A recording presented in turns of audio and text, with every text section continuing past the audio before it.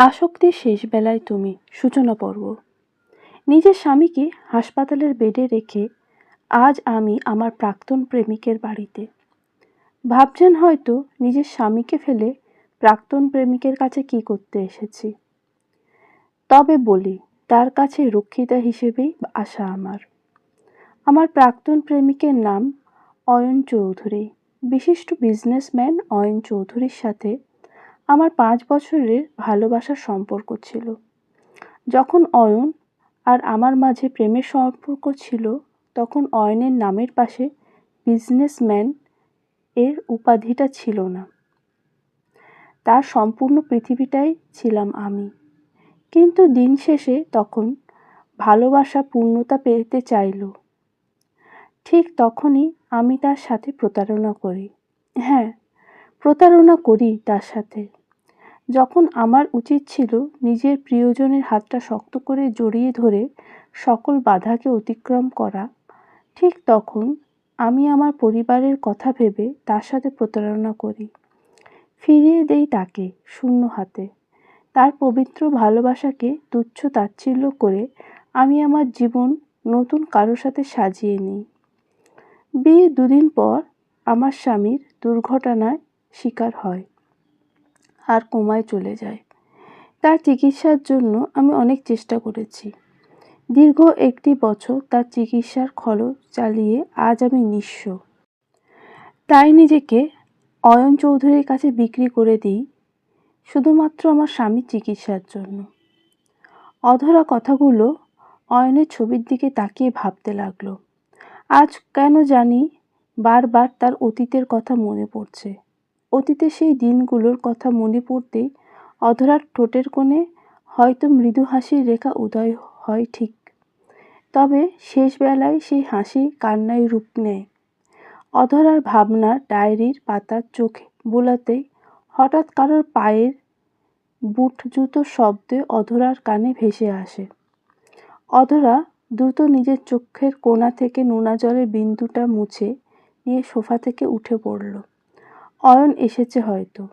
অধরা সোফা থেকে উঠে দাঁড়াতেই অয়ন হন হন করে রুমের মধ্যে প্রবেশ করল। অধরাকে সোফার সামনে দেখে ভারী কণ্ঠে অয়ন বলল, হঠাৎ করে আমার অনুপস্থিতিতে আমার রুমে কেন এসেছো? আসলে তোমার বিছানাটা গুছিয়ে দিয়ে রুমটা একটু গুছিয়ে। অধরার কথাটা সম্পূর্ণ হওয়ার পূর্বেই অয়নের মুখের ওপর তীব্র বিরক্তির ছাপ স্পষ্ট হলো। অয়ন অধরার দিকে বিরক্তিকর দৃষ্টিতে তাকিয়ে বলল, কতবার করে বলেছি আমায় তুমি করে বলবে না। কেউ আমায় তুমি করে বললে আমার ইগোতে লাগে। So please ignore it. Sorry Ayan, আমি ভুলে গেছিলাম। অধরা অয়নের নামটা মুখে নিতেই অয়ন দুম করে অধরার দিকে এগিয়ে এসে অধরার চুলের মুঠিটা নিজের হাতের মুঠোয় মুষ্টিবদ্ধ করে নিল। অধরা কিছুই বুঝে উঠতে পারল না। হঠাৎ করে অয়ন এমন কেন করছে। অধরা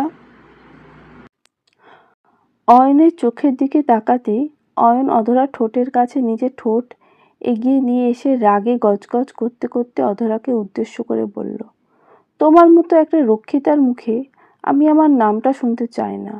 আমার নাম ধরে ডাকার কোনো অধিকার বা যোগ্যতা তোমার নেই।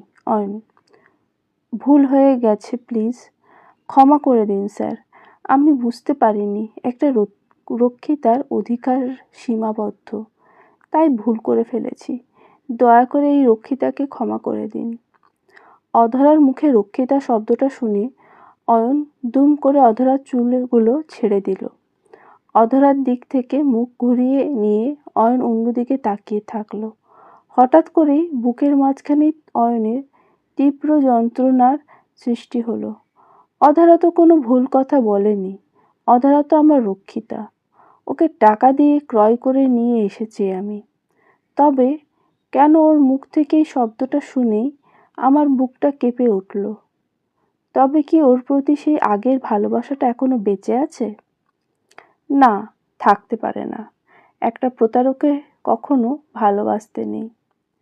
অয়ন কথাটা আপন মনে বলল। অয়ন একটা দীর্ঘশ্বাস ফেলে অধরার দিকে মুখ ঘুরিয়ে তাকিয়ে একটা বাঁকা হাসি হেসে বলতে লাগলো, মাই ডিয়ার রক্ষিতা, এখন আমার ড্রিঙ্ক করার সময়। তুমি আমার জন্য ড্রিঙ্কস এর ব্যবস্থা করো, আমি ফ্রেশ হয়ে আসছি। জি স্যার, করছি। অয়ন কথাটা বলেই নিজের ব্লেজারটা সোফার দিকে ছুঁড়ে ফেলে দিল। অতঃপর ফ্রেশ হতে চলে গেল সে।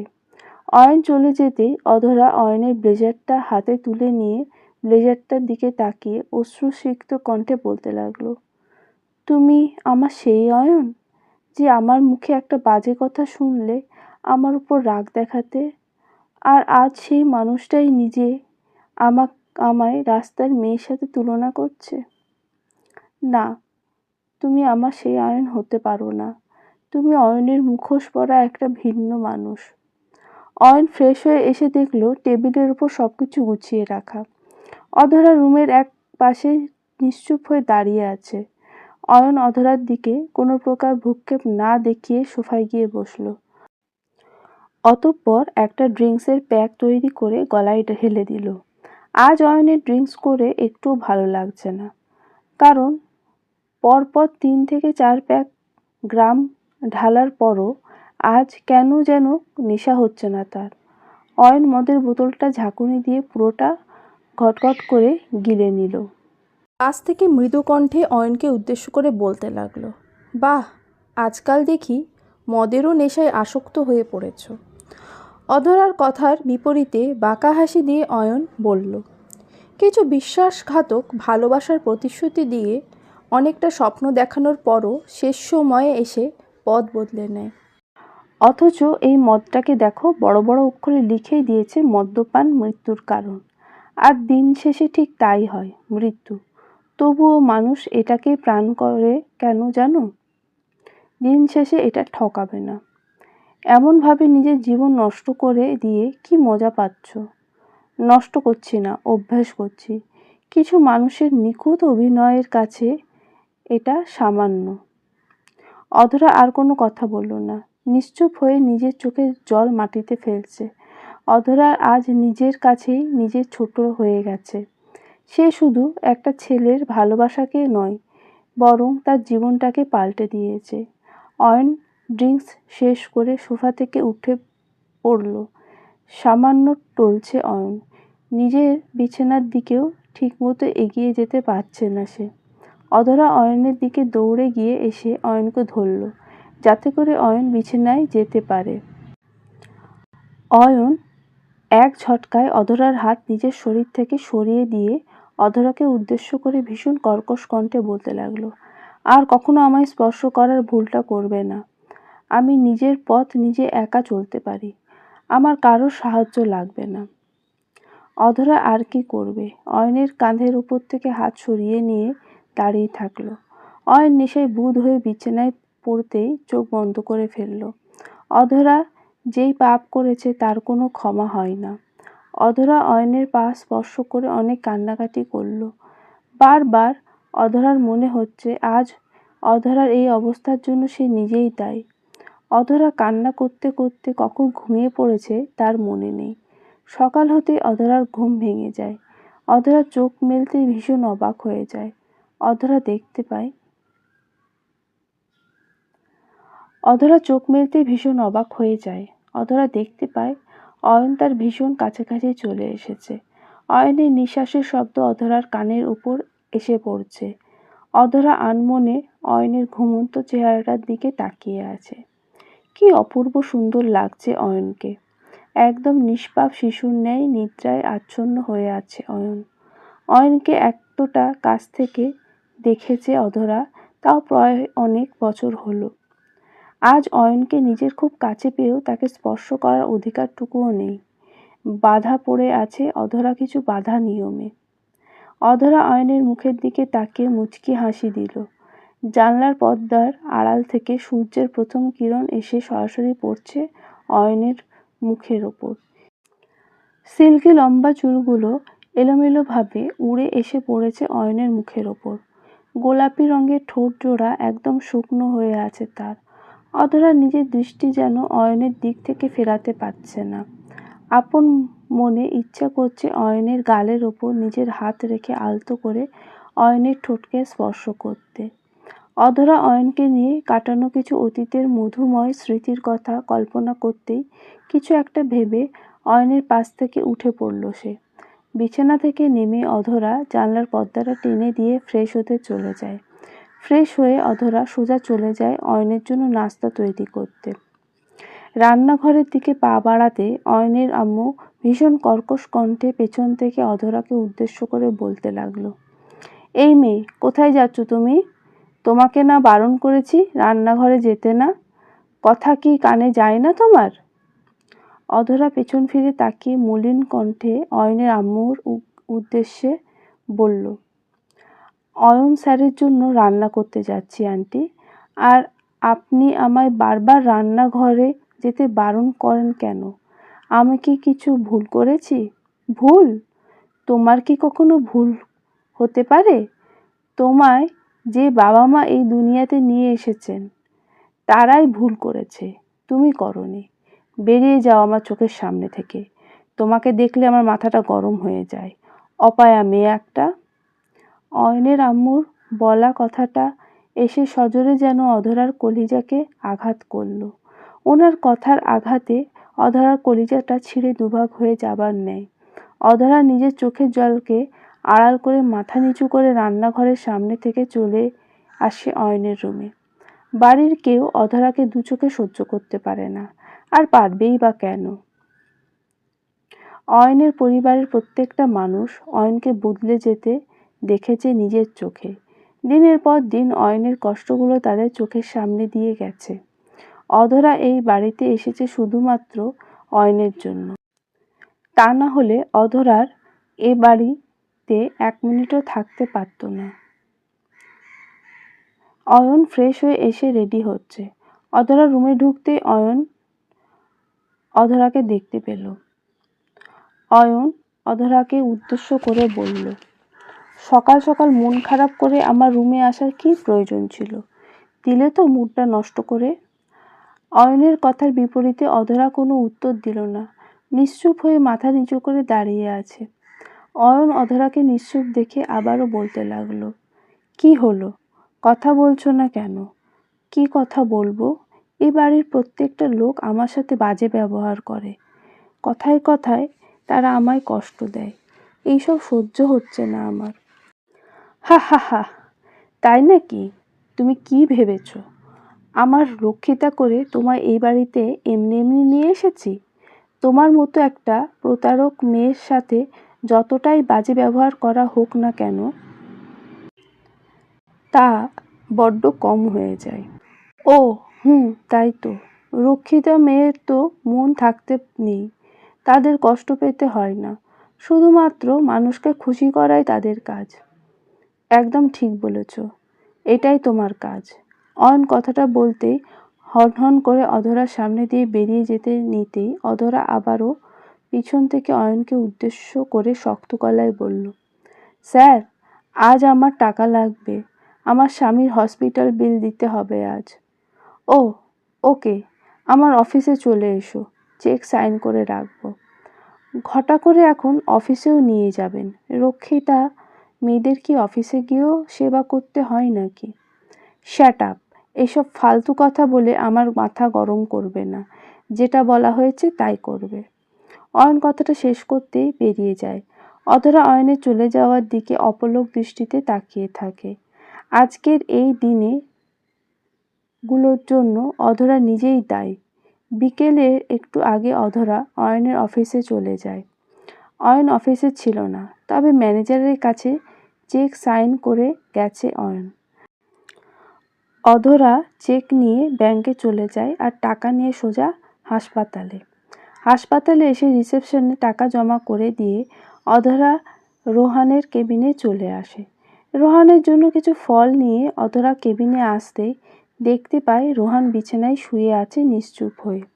অধরা রোহানের পাশে বসে রোহানকে উদ্দেশ্য করে বলল, রোহান, কেমন আছো তুমি?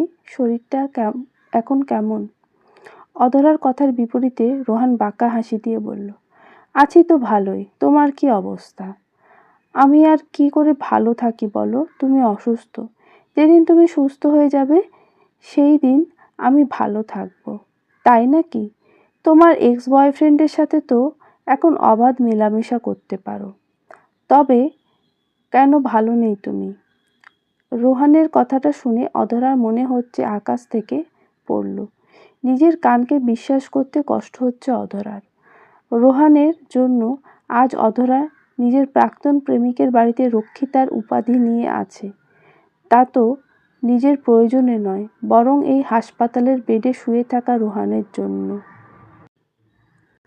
আর আজ কি না সেই রোহান অধরার উপর আঙুল তুলছে।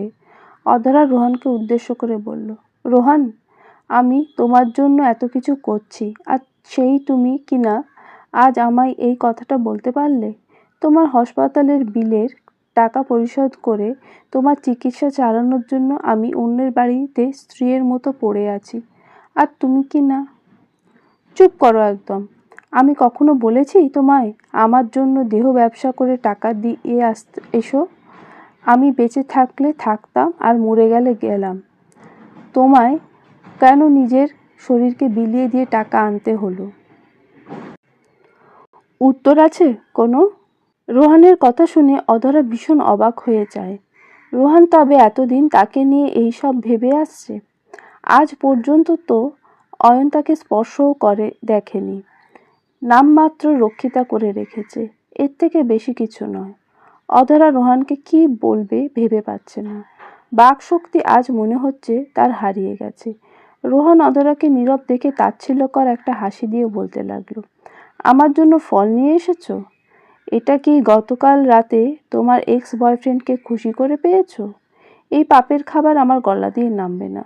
দয়া করে আমার চোখের সামনে থেকে চলে যাও। এই পাপী মুখটা আমায় আর দেখাবে না, প্লিজ। অধরা কি বলবে আর কি করবে কিছুই ভেবে পেল না। মানতে কষ্ট হচ্ছে এই তার স্বামী, যার জন্য নিজের আত্মসম্মানকে বিসর্জন দিয়ে রক্ষিতা হয়ে আছে সে। আজ সেই স্বামী তাকে অবিশ্বাস করে এতগুলো বাজে কথা শুনিয়ে দিয়েছে। অধরা হাসপাতাল থেকে বেরিয়ে রাস্তা দিয়ে হাঁটছে আর রোহানের কথাগুলো ভাবছে। চোখ থেকে অনবরত নোনা জলের বিন্দু গড়িয়ে পড়ছে। কিছু দূর পথ চলার পর হঠাৎ করে অধরাকে পেছন থেকে কোনো একটা গাড়ি এসে ধাক্কা মারতে নিল।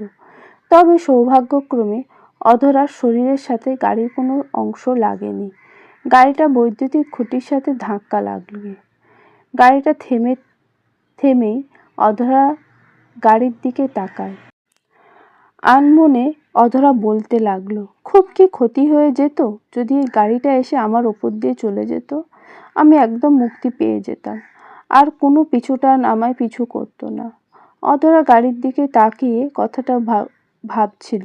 ঠিক এমন সময় হঠাৎ করে একটা ছেলে এসে অধরাকে উদ্দেশ্য করে ভীষণ কর্কশ কণ্ঠে বলতে লাগলো, এই, আপনি কি পাগল আছেন? দেখে চলতে পারেন না? রাস্তার মাঝখান দিয়ে চলছেন। এখন যদি একটা দুর্ঘটনা হয়ে যেত তবে কি হতো? লোক, কিছুই হতো না, বেওয়ারিশ লাশ হয়ে দফন করা হতো ব্যাস। অধরা, আসলে আপনার মাথা খারাপ হয়ে গেছে। কোথা থেকে যে আসে এইসব পাগল কে জানে। লোকটি রাগে গজগজ করতে করতে অধরাকে অনেক কথা শুনিয়ে দিল। অতঃপর সে তার গাড়ি নিয়ে চলে গেল। অধরাও অয়নের বাড়ির দিকে রওনা দিল। অয়নের বাড়ি এসে অধরা ফ্রেশ হয়ে নিয়ে সোফার উপর বসে আছে। মাথাটা ঝিমঝিম করছে তার। অয়ন আর অধরার ভালোবাসার সম্পর্ক ছিল। পরিস্থিতি অধরাকে অয়নের রক্ষিতা বানালেও আল্লাহ জানে যে অধরা আর অয়নের মাঝে কোনো সম্পর্ক নেই। কিন্তু এই সমাজ তো আর সেটা মেনে নেবে না। সমাজ সেটাই বলবে যেটার মানে দাঁড়ায় তাদের সম্পর্কে। রাত 11টার কাছাকাছি সময়। বাইরে জোনাকি পিটপিট করে আলো জ্বলছে। অধরা জানলার পাশে বসে আছে। বাইরে থেকে বয়ে আসছে মৃদু বাতাসে অধরার চুলগুলো খেলা করছে। মনটা হয়তো ভারী হয়ে আছে অধরার, তবে এই পরিবেশটা বেশ ভালো লাগছে তার। কিছু সময় এই পরিবেশটাকে অনুভব করতেই হঠাৎ করে অধরার কর্ণপাত করে কারোর পায়ের শব্দ। এটা অয়ন ছাড়া আর কেউ নয়। অধরা চোখের কোণে লেপ্টে থাকা হৃদয় দহনরত নোনা জলের বিন্দু মুছে নিল। অয়ন রুমে এসে ফাইলটা টেবিলের উপর রেখে ফ্রেশ হতে চলে যায়। অধরা ভাবছে অয়ন হয়তো আজ মুডটা ফ্রেশ আছে, কারণ অয়ন রুমে প্রবেশ করতে অয়নের ঠোঁটের কোণে মুচকি হাসির ঝলক দেখেছে। অধরা রাতের খাবার এখনো খায়নি। একটা রক্ষিতা মেয়ের সাথে এক টেবিলে বসে খাওয়া ইচ্ছে এই বাড়ির কারণ নেই। অয়নের সাথে যদি খাবার খাওয়া যাইতো, এই ভেবে অধরাও প্রস্তুত হয়ে আছে অয়ন আসবে আর তাকে নিয়ে ডিনার করতে যাবে। অয়ন ফ্রেশ হয়ে এসে সোফার উপর বসে পড়তেই অধরা বলতে লাগলো, আজ আপনার মনটা খুব ভালো মনে হচ্ছে। বিশেষ কিছু কি হয়েছে আজ? আরে তেমন কিছু না, একটা টেন্ডার পেয়েছি তো, তাই আর কি। তাছাড়া এই টেন্ডারটা পাওয়ার প্রায় অনিশ্চিত ছিল। জানো আমি কত কষ্ট করে এটা পেয়েছি, রাত দিন না খেয়ে দিয়ে পড়েছিলাম, আজ সেটা পেলাম, বেশ শান্তি লাগছে এবার। ও, কংগ্র্যাচুলেশন, আপনি সবসময় সফলতা পাবেন, আমার দোয়া আছে। অধরার কথাটা শুনে দুম করে অয়নের মুখের উপর থাকা আনন্দ ভাবটা এক নিমেষে উধাও হয়ে যায়। অয়ন ভুলেই গিয়েছিল সে একটা প্রতারকের সাথে কথা বলছে, যেই প্রতারক নারী তার থেকে খুশিটা কেড়ে নিয়েছিল। হাজারটা স্বপ্ন দেখিয়ে এক মুহূর্তে সমস্ত স্বপ্নকে ধুলোর সাথে মিশিয়ে দিয়েছিল। অয়নের প্রত্যেকটা রাত সাক্ষী এক নারীর প্রতারণার। অয়ন সোফা থেকে উঠে পড়ে একটা সিগারেট ধরাতে নিলে অধরা অয়নকে উদ্দেশ্য করে কৌতূহলপূর্ণ কণ্ঠে বলতে লাগলো, এই কি করছেন? মাত্র ফ্রেশ হয়েছেন, এখন ডিনার করে নিন, তারপর না হয়। Shut up! আমি কখন ডিনার করব বা করব না সেটা আমার একান্ত নিজের ব্যাপার। একটা রক্ষিতার কাছ থেকে আমি কোনো ধরনের উপদেশ চাইছি না। অয়নের কথাটা শুনে অধরা বাঁকা হাসি দিল। অয়নের দিকে দৃষ্টিপাত করে বলল, তাই না? তাহলে রক্ষিতাকে নিজের কাছে রেখেছো কেন? আমার জানা মতে কেউ তো কোনো রক্ষিতাকে নিজের রুমের মধ্যে রেখে দিনের পর দিন পুজো করে না। পরিপূর্ণভাবে আমায় রক্ষিতা বানিয়ে নাও। প্রয়োজন পড়লে তাই বানাবো। নিজের জায়গায় থাকো তুমি। তোমার সাথে কথা বলতে আমার রুচিতে বাঁধে, বুঝলে? তাই নাকি? পতিতালয়ের নারীদের সাথে কেউ প্রয়োজন ছাড়া কথা বলতে আসে না, আর আমিও তাদের থেকে কোনো অংশে কম না। অধরার কথাটা কানে আসতে অয়ন চুপসে গেল। কোনো শব্দ তার মুখ থেকে বের হলো না। শুধুমাত্র এক দৃষ্টিতে নিজের প্রাক্তন প্রেমিকার দিকে তাকিয়ে থাকলো সে। অধরা নিজেকে এতটা নীচ কারোর সাথেও আজ তুলনা করতে পারে? কথাগুলো যেন অয়নের বুকের উপর এসে সজোরে আঘাত করলো। অয়নকে নিশ্চুপ দেখে অধরা বাঁকি হাসি দিয়ে বলতে লাগলো, কি হলো স্যার? আপনি এমনভাবে কি দেখছেন? ও, আপনার তো মনে হচ্ছে শরীর চাই। অনেক কিছু তো দেখা আছে আপনার। এই নিন স্যার, আপনার সামনে নিজেকে সমর্পণ করে দিলাম, ভোগ করুন আমায়।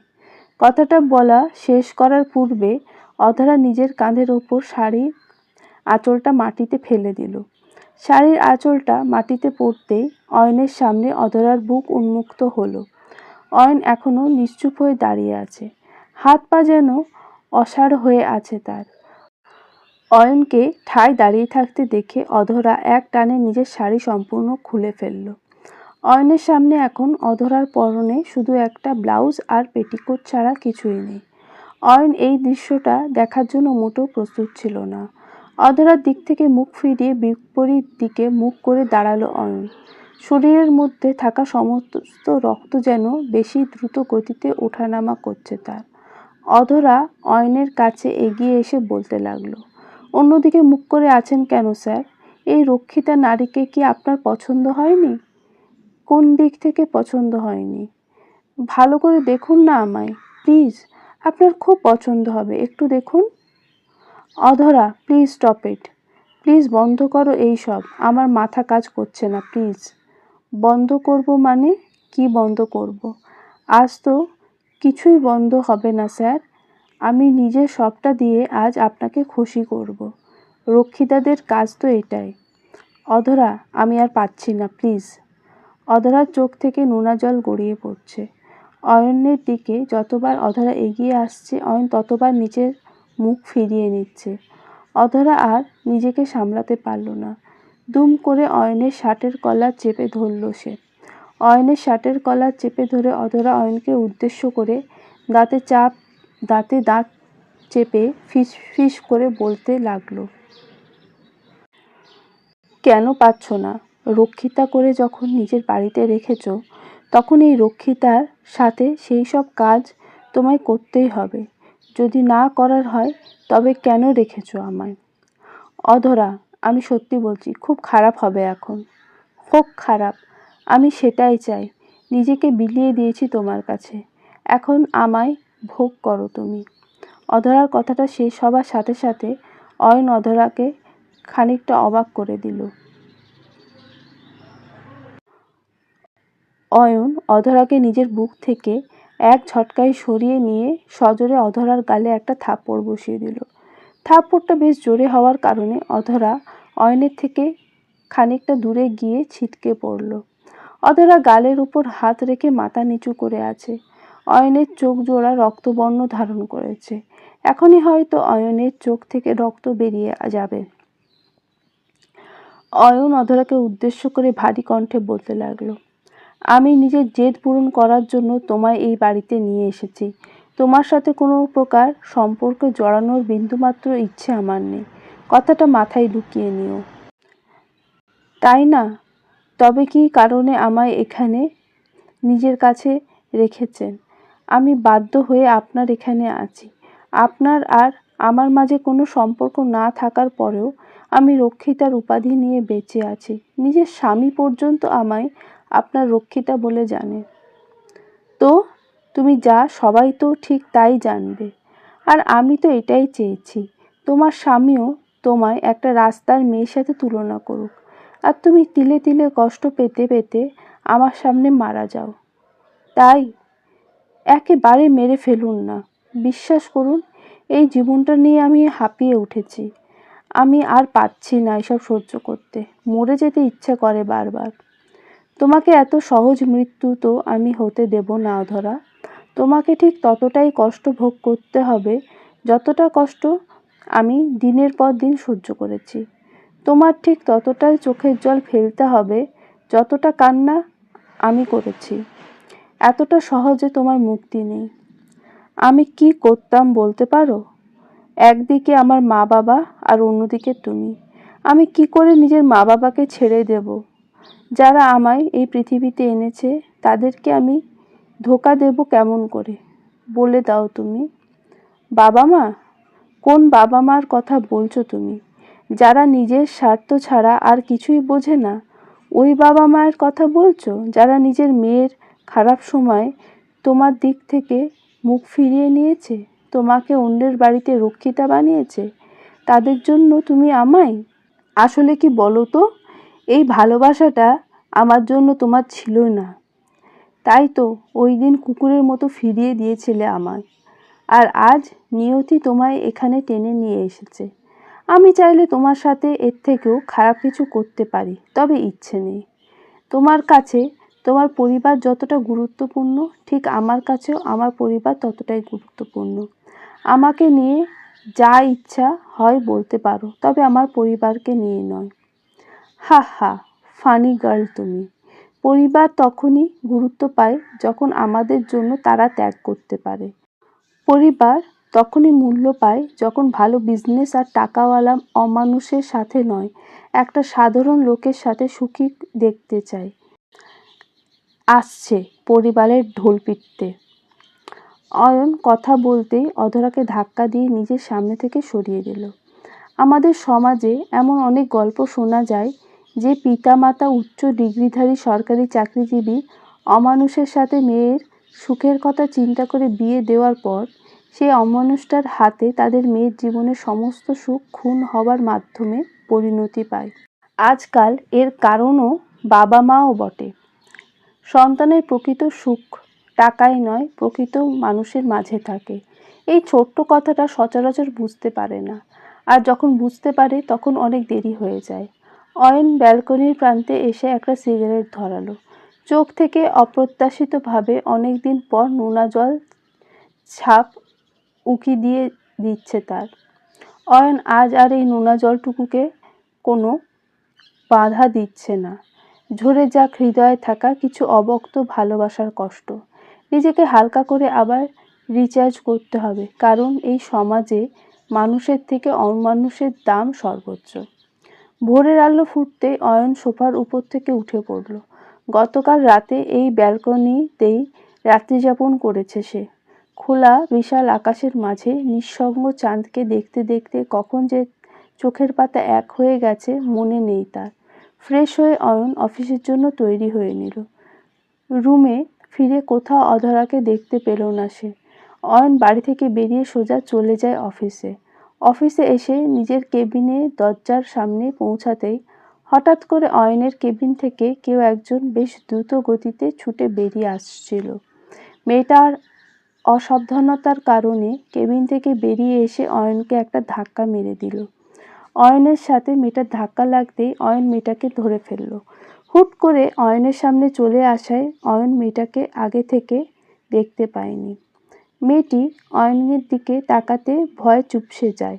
অয়নকে উদ্দেশ্য করে কাঁপা কাঁপা গলায় বলতে লাগলো, সরি স্যার, আমি ইচ্ছে করে আপনার উপর এসে পড়িনি। বিশ্বাস করুন, আমি আপনার কেবিনের সামনেই ছিলাম, ভেতরেও যাইনি। Shut up! আপনার থেকে এত কিছু তো আমি জানতে চাইনি, শুধু শুধু বকবক করছেন কেন? সরি স্যার, আর করব না বকবক। আমি আসতে পারি কি তবে? তো আপনাকে ধরে রেখেছে কে?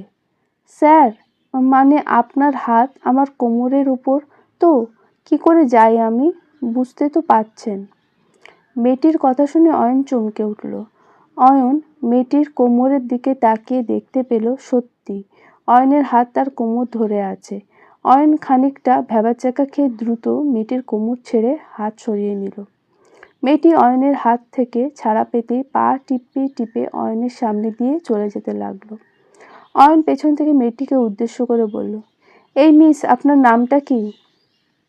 অয়নের কথা শুনে মেয়েটি থমকে যায় আর পেছন ফিরে অয়নকে উদ্দেশ্য করে বলে, আর স্যার, আপনি ভুলে গেলেন?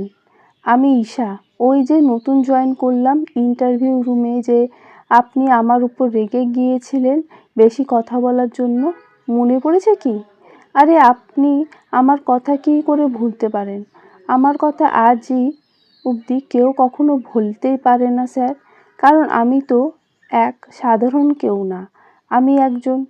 হ্যাঁ, মনে পড়েছে, আপনি এখন আসতে পারেন। অয়ন কথাটা বলতেই দ্রুত নিজের কেবিনে চলে আসলো। এই মেয়েটা একটা বাচাল ধরনের মেয়ে। এত কথা মানুষ কি করে বলতে পারে অয়ন বুঝতে পারে না। ঈশা ইন্টারভিউ দিতে এসে ওকে যা প্রশ্ন করা হয় না কেন, সে তো সেই উত্তর দেবেই, সেই সাথে আরও হাজারটা কথা বলবে। অয়ন তো ভীষণ বিরক্ত হয়ে যায় ঈশার ওপর। অয়ন ল্যাপটপ অন করতেই হঠাৎ করে ঈশার কথা তার মাথায় চলে আসলো। অয়ন ভাবছে অয়নের অনুপস্থিতিতে এই ঈশা এখানে কি করছিল।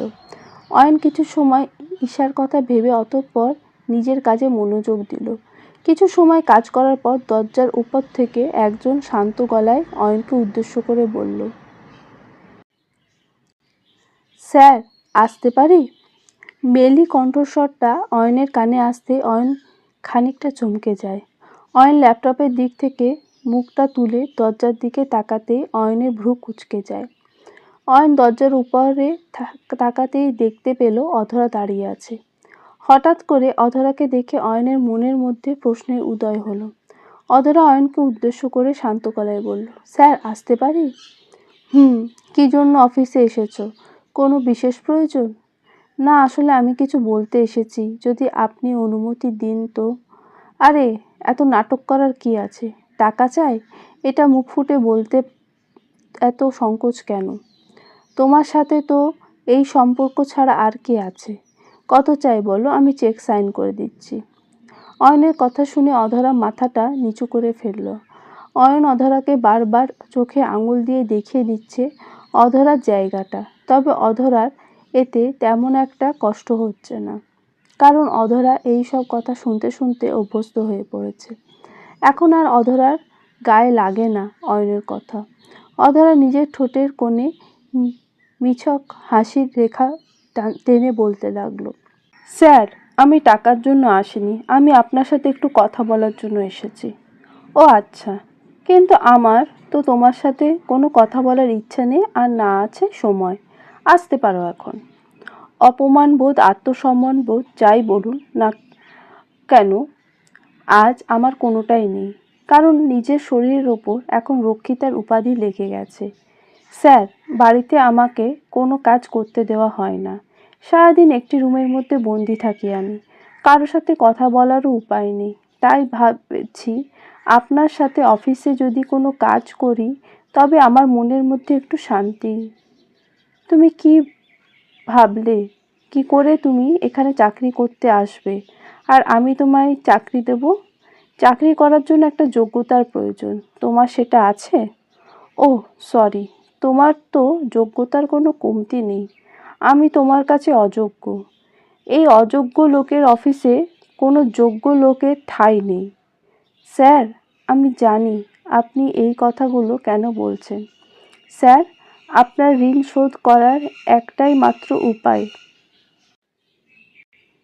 প্লিজ স্যার, আমায় ফিরিয়ে দেবেন না প্লিজ। অধরা অয়নকে উদ্দেশ্য করে কথাগুলো বলে কান্না ভেজা কণ্ঠে বলল। অয়ন অধরার দিকে তাকাতেই দেখতে পায় অধরার চোখের কোণে নোনা জল এসে অপেক্ষা করছে।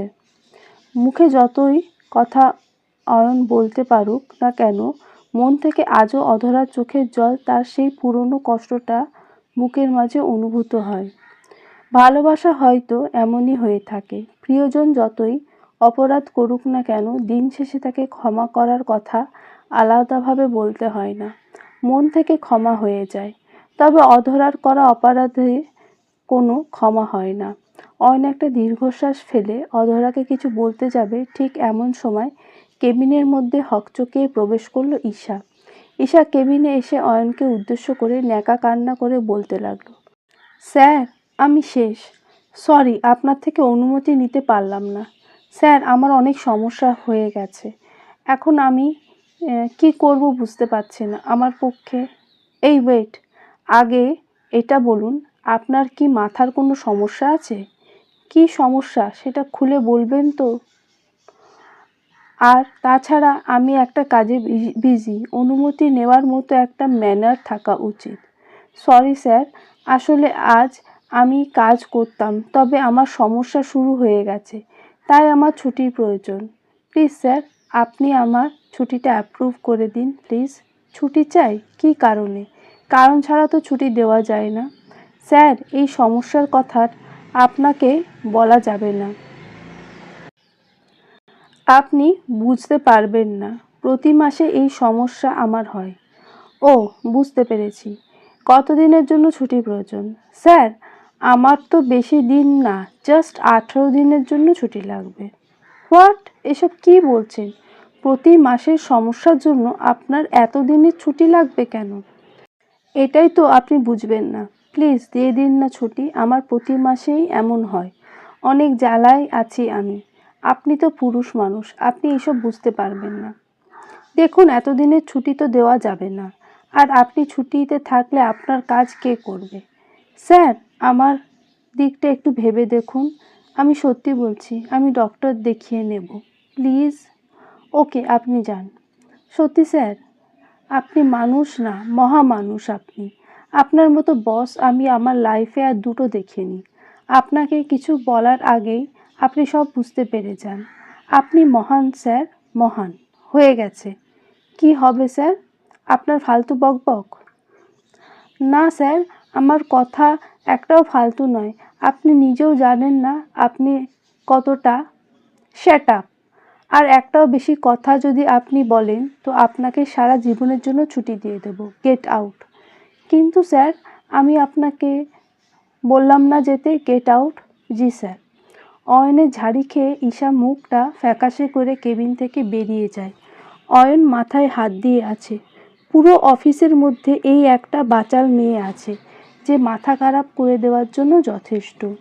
অয়ন গ্লাস থেকে পানি পান করতেই অধরা অয়নকে উদ্দেশ্য করে বলতে লাগলো, মেয়েটা সবার সাথে এমন করে কথা বলে নাকি আপনার সাথেই এমন করে কথা বলে? কি জানি, অফিসে অন্য সকলের সাথে তো তেমন কোনো কথাই বলে না, কাজও তো ঠিক মতো করে। কি জানি আমার সামনে আসলে বকবক শুরু হয়ে যায়। মনে হয় আপনাকে পছন্দ করে ও, তাই তো আপনার সাথে কথা বলার বাহানা খোঁজে। করুক, তাতে আমার কি? দিন শেষে সবগুলোর কাছেই অর্থ ইম্পর্টেন্ট হয়ে যাবে, এটাই নিয়ম। হয়তোবা হ্যাঁ, আর নয়তো না। আচ্ছা, কাজের কথায় আসি। ঈশার অবর্তমানে তুমি কাজ করতে পারো, এতে করে আমার টাকা পরিশোধও হবে, আর তুমিও রক্ষিতার দায় থেকে মুক্তি পাবে। জি স্যার। ম্যানেজারের কাছ থেকে সব কাজ শিখে নাও, আমি ওনাকে কল করে দিচ্ছি। অয়নের কথা শুনে অধরার মুখে হাসি ফুটল। অধরা এটাই চাইতো, কি করে নিজের কাঁধের ওপর থাকা বোঝাটা হালকা করা যায়। আর অয়ন তো আজ তাকে সেই সুযোগটাই দিল। এই সুযোগটা সে পাবে তা অধরা আশা করেনি। অয়ন কাজ শেষ করে লাঞ্চের সময় খাবার খেতে বসলো। কেবিন থেকে বাইরে তাকাতে অয়ন দেখতে পায় অধরা কম্পিউটারের সামনে বসে কাজ করছে এখনো। লাঞ্চের সময়ও কাজ করছে। তবে কি অধরা খাবার নিয়ে আসেনি? অয়ন কিছু একটা ভেবে অধরাকে ডাকলো। মিনিট খানেকের মধ্যেই অধরা কেবিনে চলে আসে। অয়ন অধরাকে উদ্দেশ্য করে শক্ত গলায় বলল, এখন তো খাবার সময়, তুমি খাবার সময় কাজ করছো কেন? আগে খাবার খেয়ে নাও, তারপরে কাজ। না স্যার, আজ আমি খাবার নিয়ে আসিনি, তাছাড়া আমার এইসবের অভ্যেস আছে, আপনি খাবার খেয়ে নিন। এই নাও, নিচে গিয়ে ক্যান্টিন থেকে খাবার খেয়ে নাও, আমার কথা বলো তাহলেই হবে, যাও। অধরা অয়নের কেবিনে প্রবেশ করার সময় তার মুখে একটা হাসির ঝলক ছিল। অধরা ভেবেছে অয়ন তাকে সাথে নিয়ে খাবার খাবে, কিন্তু অয়ন তো তাকে ক্যান্টিন থেকে খেতে বলল। আজ অয়নের পাশে বসে খাবার খাওয়ার অধিকারটুকুও যেন তার নেই। অধরা মুখটা ফ্যাকাশে করে অয়নের কেবিন থেকে বেরিয়ে গেল। অয়ন অধরার দিকে না তাকিয়ে আপন মনেই খাবার খেতে লাগলো। খাবার শেষ করে আবারও কাজ করতে লাগলো অয়ন। সন্ধ্যার দিকে কাজ শেষ করে অয়ন অফিস থেকে বাড়ি ফিরছে ঠিক এমন সময় হঠাৎ করে অয়ন দেখতে পায় তার গাড়ির সামনে একটা মেয়ের সাথে কিছু ছেলে রাস্তার পাশে নোংরামি করছে। দূর থেকে অয়ন ছেলেগুলোর মুখ স্পষ্ট দেখতে পাচ্ছে না, তবে এটুকু বোঝা যাচ্ছে মেয়েটির ওপর জোর করা হচ্ছে। অয়ন দ্রুত গাড়ি ড্রাইভ করে মেয়েটির কাছে আসতেই অয়ন চমকে যায়। অয়ন দেখতে পেল এই মেয়েটি আর কেউ না, বরং অধরা। অধরাকে দেখতে অয়নের মুখের ওপর চিন্তার ছাপ চলে আসে। অয়ন গাড়ি থেকে নেমে অধরার দিকে এগিয়ে যেতেই অধরা দৌড়ে এসে অয়নকে শক্ত করে জড়িয়ে ধরে। অধরার সারা শরীর থরথর করে কাঁপছে। অয়নকে জড়িয়ে ধরে অধরা কান্না ভেজা কণ্ঠে বলল, প্লিজ অয়ন, হেল্প মি, এই লোকগুলোর থেকে আমায় বাঁচাও প্লিজ। শান্ত হয়ে যাও, আমি আছি এখানে। অয়ন অধরাকে গাড়িতে গিয়ে বসতে বলল, তবে অধরা অয়নের হাত ধরে আছে। অয়নকে ছাড়া সে যাবে না। অয়ন অধরাকে বারবার বলছে গাড়িতে গিয়ে বসতে, আর অধরা অয়নের হাত ধরে বারবার টানছে তার সাথে চলে যাওয়ার জন্য। হঠাৎ করে একটা ছেলে এসে অয়নকে উদ্দেশ্য করে তাচ্ছিল্যকর কণ্ঠে বলতে লাগলো, কিরে কাকা, মেয়েটা তোর কিছু হয় নাকি? জীবনের মায়া নেই, রাস্তায় ফেলে কোপাবো। ছেলেটার কথা শুনে অয়ন বাঁকা হাসি দিয়ে বলতে লাগলো, এই মেয়েটা আমার কে সেটা বড় কথা নয়, বড় কথা হচ্ছে এটা সে একজন নারী, আর তার সম্মান রক্ষা করাটা আমার দায়িত্ব। আচ্ছা তাই নাকি? বুকে সাহস আছে তোর। দেখ, এই মেয়েটা আমাদের কিছু না, চল মেয়েটাকে নিয়ে আয়, একসাথে মস্তি করি। উফ আল্লাহ, কি তোদের ওপরের কম্পার্টমেন্ট ফাঁকা দিয়েছে নাকি? একবার বললাম না নারীর সম্মান রাখা আমার দায়িত্ব। মস্তি যখন করতেই হবে, আয় না আমার সাথে একটু মস্তি করে নে। আমারও শরীরে মরচে ধরে গেছে রে, অনেক দিন ধরে মস্তি করা হয় না আমার। আয় একটু মজা নিয়ে নিই আজ। এই শালা, পাগল আছিস নাকি? ছেলে হয়ে ছেলের সাথে কি করে মস্তি করব? সে আইডিয়া তো আমি তোদের দেব। আয়, তোদের একটা করে স্টেপ বোঝাই। অয়ন কথাটা বলা শেষ করতেই দুম করে ছেলেটার নাকের ওপর সজোরে একটা ঘুষি মেরে দিল। আচমকা নাকের ওপর আঘাত পড়ার কারণে ছেলেটার নাক চেপে মাটিতে বসে পড়ল। একজনকে পড়ে থাকতে দেখে বাকি 3টে ছেলে দৌড়ে অয়নের দিকে এগিয়ে এলো। অয়ন ওদের দিকে তাকিয়ে বেশ ভালোই বুঝতে পারছে এটা কোনো ফিল্ম না যে একাই 3টেকে শেষ করবে। এটা রিয়েল লাইফ। যদিও জিম করে বডি ফিট রেখেছে অয়ন, তবুও প্রোটেকশনের জন্য দৌড়ে রাস্তার পাশে থাকা একটা রড নিয়ে ছেলেগুলোর দিকে এগিয়ে গেল অয়ন। ছেলে 3টা যে নেশায় ভূত হয়ে আছে এটা অয়ন তখন বুঝতে পারে যখন একটা ছেলের মাথায় আঘাত করে। আঘাত করার সাথে সাথেই ছেলেটা মাটিতে লুটিয়ে পড়ে। অয়ন একে একে 3টাকেই মাটিতে বসিয়ে দিয়ে গাড়ির সামনে সাইডে দাঁড়িয়ে বাঁকা হাসি দিয়ে বলতে লাগলো, নেক্সট টাইম কম নেশা করে আসবি ওকে? ভাবলাম একটু ফিল্মি স্টাইলে হিরোদের মতো ফাইট করব। তা আর আমার কপালে হলো না। এই শরীর নিয়ে এসেছে আমার সাথে ফাইট করতে। আজব পাবলিক। অয়ন কথাটা বলতেই তাচ্ছিল্যকর হাসি দিয়ে গাড়িতে গিয়ে বসলো। অধরা চুপ হয়ে অয়নের পাশে বসে আছে। চোখে মুখে তার ভয়ের ছাপ স্পষ্ট। অয়নকে উদ্দেশ্য করে কিছু বলছে না সে। অয়ন গাড়ি নিয়ে বাড়ির সামনে চলে আসলো। বাড়ির সামনে এসে অধরাকে উদ্দেশ্য করে বলল, গাড়ি থেকে নেমে পড়ো, আমি গাড়ি পার্ক করে আসছি। স্যার, আমি আপনার সাথেই বাড়িতে যাই? ওকে, ঠিক আছে। অধরা এখনো ভয় পাচ্ছে। অয়ন অধরাকে নিয়ে গাড়ি পার্ক করে অধরাকে সাথে করে বাড়ির মধ্যে ঢুকলো। অধরা ভয় পাওয়াটা স্বাভাবিক। আজকাল পুরুষ নামে নর পশু দেখা মেলে অহরহ, যারা একটা নারীকে একা পেলে মনে করে তাদের সামনে রয়েছে কোনো লোভনীয় খাদ্য। লোভ সামলাতে না পেরে ঝাঁপিয়ে পড়ে সেই নিরীহ নারীর ওপর। একটাবারও ভেবে দেখে না এই পশুরা যে এই ঘটনাটার পর মেয়েটার জীবন কেমন হবে, কী নিয়ে বাঁচবে সে। দিন শেষে এই পশুগুলোই নিজেদের পুরুষ বলে দাবি করে, কোর্টের সামনে বুক ফুলিয়ে চলে। একটা কথা আমাদের সকলের মাথায় রাখা উচিত, আজ এই দুনিয়াতে আমরা একটা নারীর গর্ভ থেকে এসেছি। একটা নারীর গর্ভ থেকে এসে অন্য একটা নারীকে অসম্মান করাটা সেই গর্ভটাকে অসম্মান করার শামিল। Mind it. যাই হোক, গল্পে আসি। অয়ন রুমে এসে ফ্রেশ হয়ে নিল। ফ্রেশ হয়ে রুমে ফিরতে অয়ন দেখতে পায় অধরা ঠায় বসে আছে। অয়ন অধরার পাশে দাঁড়িয়ে অধরাকে উদ্দেশ্য করে বলল, এমনভাবে বসে আছো কেন? যাও ফ্রেশ হয়ে নাও, খাবার খাবে নাকি? অয়ন কথাটা বলতে অধরা আবারও অয়নকে শক্ত করেই জড়িয়ে ধরল। অয়ন একটু অবাক হয়ে অধরার এমন আচরণে। অধরা কান্না করে দিয়ে অয়নকে বলতে লাগলো, আজ যদি আপনি সময় মতো না আসতেন তবে আমার যে কি অবস্থা হতো তা আর। আরে কুল, এখন তো আর কোনো বিপদ নেই, নিজেকে শান্ত রাখো আর এটা ভুলে যাও। কি করে ভুলে যাব আমি? ছেলেগুলো আমায় যেভাবে আটকে রেখেছিল, আমি এক মুহূর্তের জন্য এটাই ভেবেছি আজকেই আমার শেষ দিন। আল্লাহর কাছে কৃতজ্ঞ, কারণ আমি সঠিক সময়ে পৌঁছাতে পেরেছি। আগামীকাল থেকে আমার সাথে অফিস যাবে আর আমার সাথেই ফিরবে, ওকে?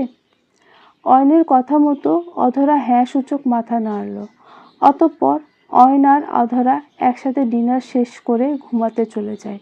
ভোরের আলো ফুটতে অধরার ঘুম ভেঙে যায়। অধরা বিছানা থেকে উঠে পড়তেই দেখতে পায় অয়ন সোফার উপর শুয়ে আছে। অধরা বিছানা থেকে নেমে অয়নের কাছে চলে এসেছে। অয়নের হাতের কিছু অংশ ছিলে গেছে, রক্ত এসে জমেও গেছে ক্ষতস্থানে। গতকাল রাতে হয়তো এই আঘাতটা তার হাতে লেগেছে। অধরা অয়নের হাতটা নিজের হাতের মুঠোয় নিয়ে আলতো করে অয়নের হাতে চুমু দিল। এই মানুষটাকে হারিয়ে অধরা বেশ ভালোই বুঝতে পারছে যে আসলে সে কি হারিয়েছে। এমন মানুষ সবাই পায় না, আর যারা পায় তারা আগলে রাখতে জানে না। অধরার আফসোস হচ্ছে অয়নের জন্য, আর এই আফসোসটা হয়তো তার সারা জীবনের সঙ্গী হয়ে থাকবে। অয়ন চোখ মেলে তাকাতেই দেখতে পেল অধরা তার হাত ধরে বসে আছে। অয়ন হকচকিয়ে উঠে পড়ে অধরার হাতের মাঝ থেকে নিজের হাত সরিয়ে নিল। অধরাকে নিজের কাছে দেখে অয়ন প্রশ্নসূচক কণ্ঠে বলল, কি হয়েছে? তুমি হঠাৎ করে আমার হাত ধরে বসে আছো কেন? তোমার হাতে জখম হয়ে আছে, সেটা দেখতেই হাত ধরলাম। সরি। It's okay. ফ্রেশ হয়ে নাও, অফিস যেতে হবে। অয়ন সোফা থেকে উঠে ফ্রেশ হতে চলে যায়। ফ্রেশ হয়ে এসে অয়ন খাবার খেতে বসলো। যদিও অয়ন খাবার খাচ্ছে, তবে মনের মধ্যে অধরার কথাই চলছে। অধরা তার পাশে বারবার চলে আসে কেন? এত অবহেলা করি, তাও কেন আমার কাছে আসতে চায়? আবার কি কোনো মায়ায় ফেলতে চাইছে ও, নাকি আমি নিজেই ভুল ভাবছি? কথাটা আপন মনে বলল অয়ন। খাবার শেষ করতে অয়ন অধরাকে নিয়ে বাড়ি থেকে বেরিয়ে যাবে, ঠিক এমন সময় দুম করে অয়নের সামনে চলে এসে কেউ একজন অয়নের সাথে ধাক্কা লাগতে মাটিতে পড়ে যেতে নেয়। অয়ন মেয়েটিকে সেভ করতে মেয়েটির কোমর ধরে ফেলে। মেয়েটির মুখের ওপর থেকে চুলগুলো সরে যেতে অয়ন চমকে উঠল। অয়ন বুঝে উঠতে পারল না এই মেয়ে হঠাৎ করে তার বাড়িতে কি করছে। অয়ন নিজের সামনে দেখতে পায়। চলবে।